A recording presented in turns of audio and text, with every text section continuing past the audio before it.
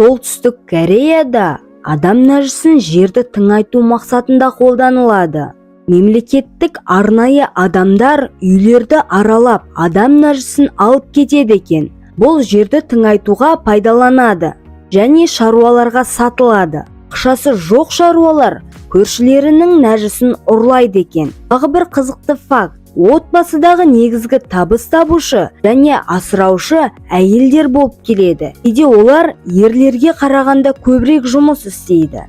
Ал жігіттердің көбісі өмірлерін әскермен байланыстырады. Әскери қызмет беделді болғанымен жалақысы өте төмен. Үй шаруасы да, баланы тәрбиелеуде әйелдердің мойнында. Қазақстанда әскери қызмет азаматтардың борышы деп қабылданған. Дегенмен Солтүстік Кореяда қыздар да отан алдында борышын өтеуге міндетті. 2015 жылдан